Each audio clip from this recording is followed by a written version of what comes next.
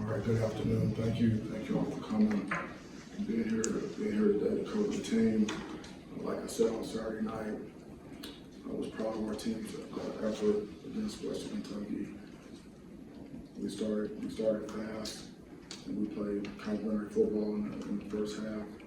Certainly, we have a huge challenge this week. Rutgers is a very good football team. They're very well coached. They have experience. They have excellent players on both sides of the ball, on special teams. It's going to take a complete effort from our team this week to get it done. You need to be able to play complementary football for 4 quarters, 60 minutes in the game, or whatever it takes. We haven't done that so far this season. We haven't played complementary football for an entire 4 quarters, 60 minutes. What I mean by complementary football, I mean the offense, the defense, and the special teams are all clicking, on all cylinders, at the same time. So that's really our focus this week. We need to improve. We need to get better. Going on the road, obviously, we have to create our own energy and enthusiasm for the game, which we'll do that. I really want to thank our fans for what they've done for us at home in the woodshed. There was an electric atmosphere on Saturday night, and it helped us tremendously. Our student section was unbelievable, down in the deep end, and it's greatly appreciated. I believe we have the best fans in the country. So we have a huge challenge this week, and preparation is going to be critical. We've already completed 2 practices on Rutgers, because we practice in the morning. So we've already turned the page, and our focus is really on our preparation, leading up to the game. And it's a very narrow focus. And so, but it's another opportunity. We only get so many, so we have to do our very, very best in preparation. But with that, I'll open it up. Same name affiliation with these questions, please. Thank you. Man, I'm good. I'm very good now. I'm good. How are you? Good. So Cal being out the first half this week, I was wondering if you got clarity from the Big Ten as far as if you sent the plan and what they saw as far as it being targeting and injection, and what your plan is for filling in those snaps in the first half on Sunday. Yeah, I did. We did get clarification that there's a process. So we turn plays in on Sunday to the league, to the officials. We have questions about. Obviously, that was one of them, and we did get a ruling back. It was a judgment call from the officials, and I don't agree with the call, but it is what it is. There's nothing that we can do about that at this point. So what's next is making sure the other guys are ready to go. As you know, we rotate players in the linebacker position. Anyway, so the guys that you saw, that you've seen playing in there, they're still here. Those are the guys that will carry the load in the first half. And then we'll see what the second half, what that holds for us. I was wondering, for the second half on the offensive side, and the past couple of weeks, it's been, you start off fast and you kind of, not necessarily slow down, but there's been adjustments that have made. I guess, what do you, going into this game, try and do maybe a little differently, or is it just a mindset of these guys need to just execute a little better in that second half? Yeah, sustained execution is really what it comes down to. And again, complementary football, all 3 phases for 4 quarters. We haven't played our best football yet. We believe our best football is ahead of us. But we have to, there's a sense of urgency to be able to do that. Defense played the entire game, at a high level. Execution, same thing with offense, and same thing with our special teams. That's what's going to be required. That's the expectation. So we're challenging ourselves to be able to do that, and it really comes down to our preparation and during the week, our mindset during the week, and then taking that into the game. Matt Tucker, the Trade News. I know you talk a lot about, we hear from the players a lot about 24-hour rule, and you've already talked about moving ahead to records. But I'm wondering if, as the wins keep kind of piling up, you see the record get to 4-0 to 5-0, and the rankings kind of rise, do you as a coaching staff kind of hammer that even more than normal, just to keep these guys from, not that they're trying to, but maybe they see that outside and think, start losing that focus a little bit? Is that a focus for you guys as staff to keep them on that task, I guess? Yes, it is. We address it, it's those types of things, you don't act like it's not there. My experience tells me that you have to address that, so we do. And the most important thing for us is the next game. And just about our preparation, that's why, there is a 24-hour rule for the players, not for the coaches, but for the players. And, we consistently tell them the voices inside of our building, inside of our meeting room space, have to be louder than the voices outside. Whether it's, whoever, because no one knows what's going on inside but us, because they're not there. So we know what we need to do. And there's a standard of performance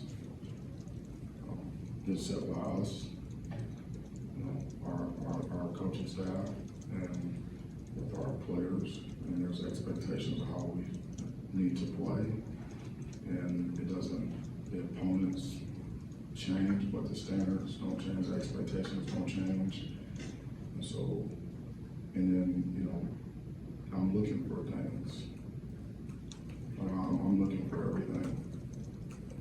And for guys in practice, his knees aren't covered up, and we're on that. His back pad is not covered up, on the shoulder pads, if it's hanging out, we're on that. Guys, treatment starts at 6:30, and the guys there at 6:31, and we got a problem. If the guys late for breakfast, we have an issue there. The guys not jogging on the field, jogging off the field, that's a problem. The guys not lined up when the ball's ready to go. The guys jumping off sides. I don't care what it is, the guys late for class. I'm looking for any type of casualness or lack of mental intensity or lack of focus. I do that, and we all do that as a staff. We're looking for those things so we can confront that and demand that we do it the right way. So, like I said last week, one of the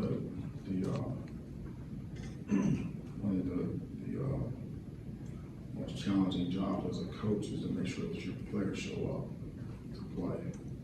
You got to get guys, you have to get them to show up to play, not just show up, but show up ready to play every week. And they have to show up to practice every day. So every time we have something, whether it's a meeting or it's a practice, or it's a game, our guys have to show up ready to work, ready to go, ready to execute, ready to do whatever is required. It's not based upon how anyone feels. It's based on what needs to get done. And again, based upon the discussions, the things that we talk about inside our building, I don't think that anyone on our team would feel like that we've arrived anywhere. And if anyone does feel that way, then that's on me. But I'm not going to allow that. Jack Edwin, the drive and press pass. Mel, Rutgers played well enough, especially in the second half, where it could have won at Michigan. Last week got blown out by Ohio State at home. But what stands out to you about Greg's team, and what's the biggest difference this year from the first team you faced at Michigan State? What was the difference between their team this year and the team that we played a year ago? Yeah, and what stands out to you about this year's team? I mean, Greg's a great coach, and he's hard-nosed, he's disciplined, his guys play hard, and he's always coached that way, and he's known for getting the most out of his players, and so, you know, he's got one more year experience, you know, in his program, and in his culture, obviously, and they've got good players, and, you know, he's got them on the program that he wants them on, and you can see that on the field, that, you know, their program is progressing, and that's to be expected. I mean, that's why he's there. I got two things for you. Fred Human, PB10. Yeah, Fred. One at a time. You talk about rotating linebackers. You could rotate linebackers, you could rotate D linemen, O linemen, DBs. Is that rotation thing a coaching philosophy of yours? Is that a byproduct of this roster? Is it a way to keep everyone engaged, or is that just modern day football?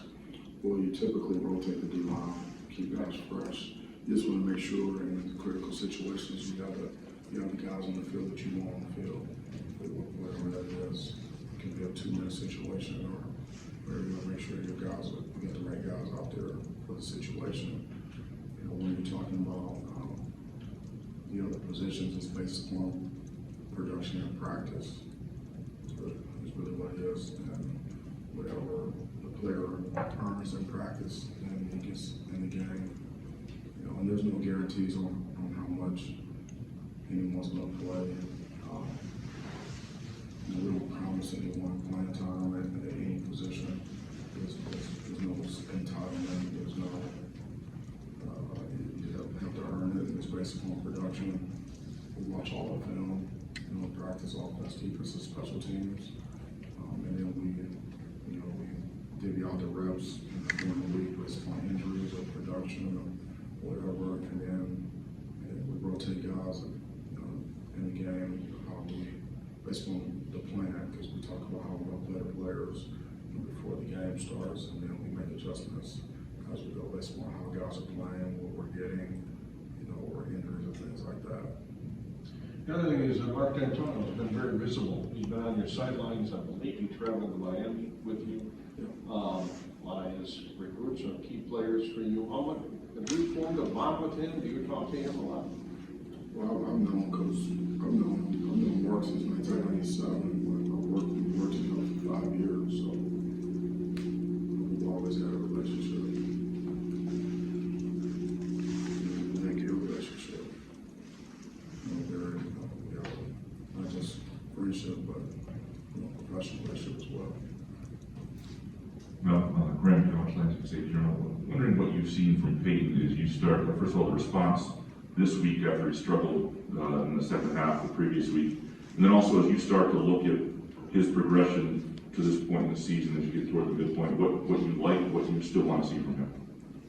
Well, he's comes down to execution, and just like any other position, he's got to do what he's supposed to do and do it to the best of his ability, and take what's there and make sure he's making the right reads and making good decisions, and judgment and experience always helps. As you gain more experience, you see more looks, you see more things, and if you're diligent about getting better and intent about improving, then you should get better. And I think that's what you're seeing. You're seeing a player developing, and because of the work that he's putting in, and Coach Johnson's doing an outstanding job with him, and he's got good players around him. He's able to have success out there for us, which is important. He touches the ball on every play. So, I think that's what you see out there. I wasn't surprised that he was able to, execute in the game. He had to go with the practice, and it's all about being resilient, and you learn from whatever it was in the past, good or bad, and then you quickly into neutral and move on to the next deal, whatever that is. The most important thing is what you do next. So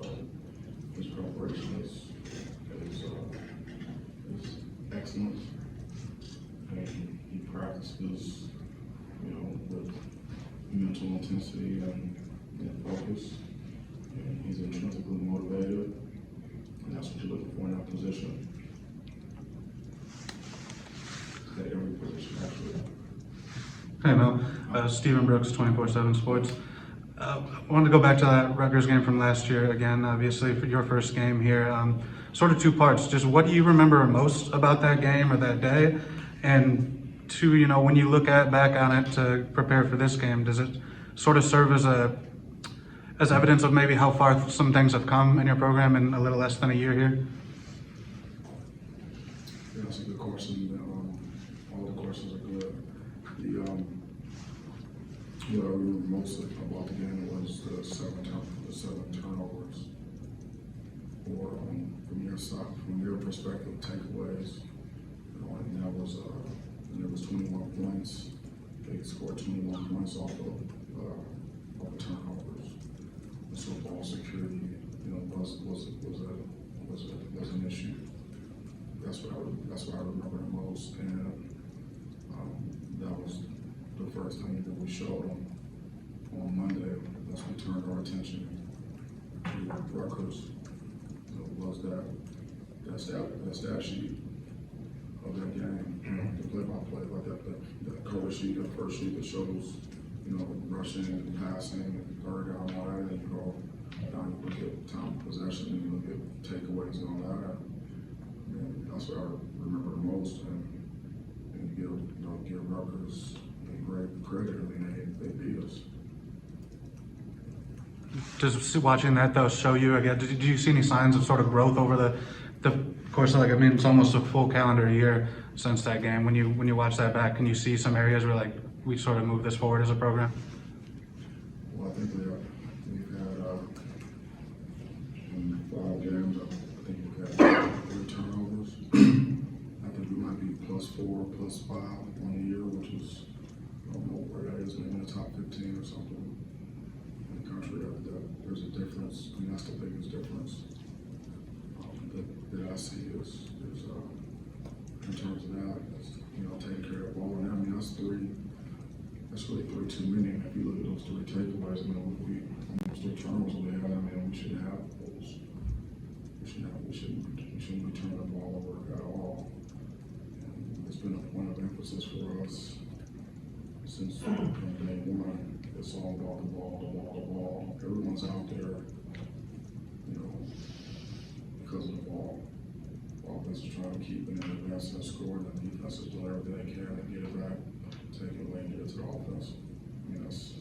That's all about. If you don't take care of football, then you're not going to be very successful. Thank you. Sam Scar, with the State News. I was wondering if you have any update on Elijah Collins. We haven't really heard from him for a few weeks now. Yeah, he's working hard to get back. He's still a little sore, and as soon as he's ready, then he'll be ready, and we can get him going. I kind of wanted to go back to the linebacker, particularly what you saw from him, and kind of getting his feet wet, and those veteran guys with Van Summerin and with Noah, how have they been in terms of teaching guys like Ma and also Crouch on roles and responsibilities? The experience from all players does help the younger players as long as they're working together as a team, as a unit, being good teammates, which they are, helping each other out. Because we need everyone. Everyone's got some type of role in the game or in practice, and so the older guys, they do help our younger guys, in terms of learning their assignments and how to practice or how to handle coaching or how to handle harsh criticism and things like that. The older players, are doing a good job of working with our younger guys. And when he got in there, he was ready to go, and he got in there and was able to make some plays, and so we need to build on that. He individually, needs to build on that. And he's got to have a good week this week and get better, and, you know, like we all do, and then we'll see, you know, what happens at the end of the week, how we decide, you know, to play the players and, you know, take it to the game. But it was good to see him. It was good to see him out there, and actually fairly productive when he was out there. Hi Mel, Audrey Dahlgren, CBS Lansing. How do you anticipate the environment is even going to be like on Saturday, just knowing that it's homecoming for them, as well as the fact too that you guys are the third straight ranked opponent that they're going to have to play? You know, I expect it to be hostile, and I expect them they're gonna be, you know, they're gonna have a lot of energy, and you know, they're gonna be ready to play. I know that, and I'm expecting it to be a physical, hard-nosed, you know, football game. And I mean, I know that they're gonna be, you know, they're gonna be ready. And that's not even thought in my mind about that. I mean, you know, Greg's not gonna have any other way, and they come. I mean, they come to play. And those guys they play hard, and they got good players. So I'm expecting them to actually be better than what we saw on tape from last week. I expect them to be a better football team, and we need to be a better football team as well. But you know, I'm expecting it to be a Big Ten road game, which are, those are some all-day suckers. Now you got to strap it up, you got to be ready to go. So. Mel, back to the targeting on Cal for a minute. How do you teach that play? There was no helmet hit. His arm stayed right against his side. And would you expect down the road that there'll be some change in the way that play is called or interpreted? Seems now it's awfully tough on the defense. Yeah, but I mean, I'm not sure how to teach that really any differently. That's why I said I disagree with the call. If there was something that we could have done, and we would be coaching that and correcting that. That's why we send them in, because we need clarification. Sometimes there's things that happen that we don't send it because we know what happened. Like, we understand, hey, that was targeting. Like, you can't lower your head. You know, you can't do this. You can't. We see it's obvious. Did he do what you would have coached him to do? Yeah, I mean, I didn't see him do anything that was he was playing ball. But again, like it's over. It's over. We sent it in. We got the feedback. I talked to Bill yesterday for a long time. We talked about it, and it was a judgment call, and so and you can't. And those calls, once it goes to review and they review and all that, then that's it. I mean, there's no other type of recourse or anything like that. It is what it is, and you've got to move on. Like I said, it's already Tuesday. You know, we played on Saturday night. It's already Tuesday. We've already had 2 practices, and we moved on. You know, from it. There's nothing that we can do about that. The officials are doing the best they can. Officiate the game. We're doing the best we can to coach and to play. And I told the players, I reiterated to the players, don't talk to the officials. Don't talk to them. Don't beg them for calls. If you need clarification on something, like whatever, I mean, that's natural in the game. They're talking to players, and players are making sure that they're doing what they need to do. But in terms of begging for calls and complaining about calls, we're not into that. I don't want the guys getting into that, because it's not about that. Would you like to see different grades of targeting where maybe there's an intent rule and the penalties change as a result? Yeah, I'm not certain about that right now. I think, I was in agreement with the way the rule is right now. Some of the changes they made in terms of reviewing those plays, and I thought that would be a way to, maybe, make sure that we get it right. When you're talking about ejecting a player and a player missing this game, you want to get that right. And so I believe that that we're all trying to get right. And we're coaching,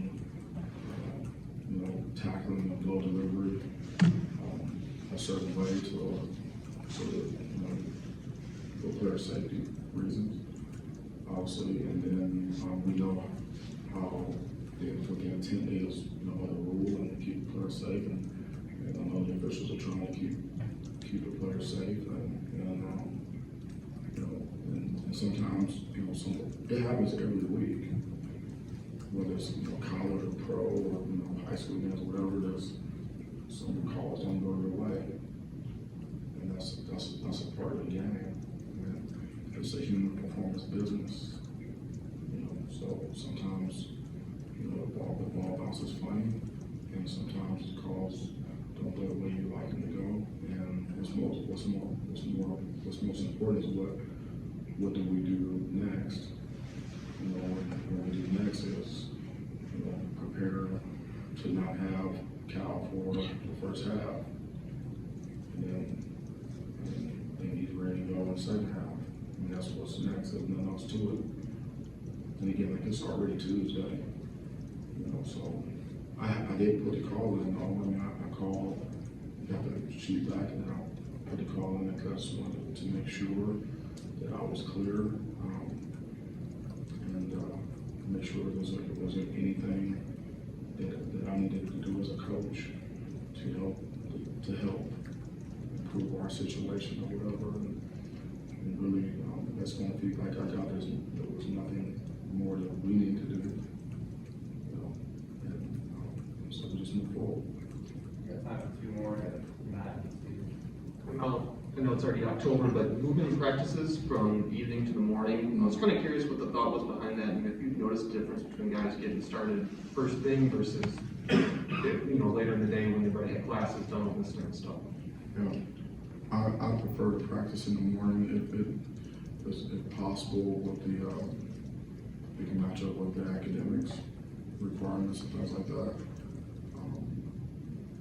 And really, there's a lot of positives to it, but really, when you look at it, the players usually going to be done with is tutoring or things like that around 6:30. And he's got the discretionary time to be a college student, and so I think that's important. And so you get them up, they get up early, and they have treatment, they eat, so they're going to eat, and then that they're going to practice, and that they're going to be alert and ready to go, and that they're going to eat afterwards. And everyone's there, and then everyone's up, and they're ready to go to class. And then after class, then they do their tutoring or whatever they need to do their studying. And then with the balance of that time, they can get extra work on football, or they can do extra schoolwork, or they can have discretionary time to do whatever they want. When you practice in the afternoon, the players are usually getting up around the same time anyway, because they have to go to class or they have to get a lift in or whatever. They go to class all day, they have lunch, they come in, they get dressed and tape, and then you're starting meetings at 2 something or 3, and then you get on the field and you get out there, and by the time you're done with practice and they shower up and they eat, much later in the evening, and then they go to their tutoring, counseling, or whatever, studying, and then, it's 9:30, and then they gotta get up again and do it. And so I think it keeps our players fresher and more productive. That's just my opinion. And so that's what I like to do, and I'm used to practicing in the morning in the NFL because they don't have class, so you get everything done in the morning. Right here in the middle now. I'm curious about, one of your players mentioned the Percy Snow Big Hit Award the other week. Is that a new thing this year, or was it here last year? Where did that come from? Why Percy? and how do the players sort of embrace it and, you know, competing for that and everything? Yeah, you know, obviously, you know, Percy Snow is a physical player, so you show the player, say, hey, we're gonna have a big hit of the week award if there is one. If there's, you know, if they're eligible for one, if there's, like, we have something worthy of it, and you show them that Percy Snow highlight film, and you say, yeah, so, yeah, I can see why the big hit award will be named after him. And then we give the award out. Like the first week we didn't have any hits worthy of giving one out. When we were looking, it was like there was nothing worthy of that. And we had some tackles and things like that, but we didn't have any like big hits, so we couldn't give it out. But we told them that the award was there, we just didn't have anything worthy. And then I think maybe like the next couple of weeks, you know, all the coaches submit to me what they think is a big hit, and then I'll look at it and I'll make a decision on the award to this guy. And in the past couple of weeks, it was really close, so I'll let the players like above it like they do like at the Apollo Theater. So we'll show everyone so we had like four hits, and we'll show, okay, so X has one, you know, this guy has one, and so we'll show them to them, and they're, you know, sometimes they ask me to run it back, sometimes I run it back in slow motion, whatever, and then I go back, I say, okay, you know, who wants to vote for, you know, what do you guys think about this hit, and they clap and hoot and holler, and whoever's the loudest applause, whoever gets the bat. And so that's how we do it. That's new this year? Excuse Is that me? new this year? I think we might have done it, I think we might have tried to get it going last year a little bit.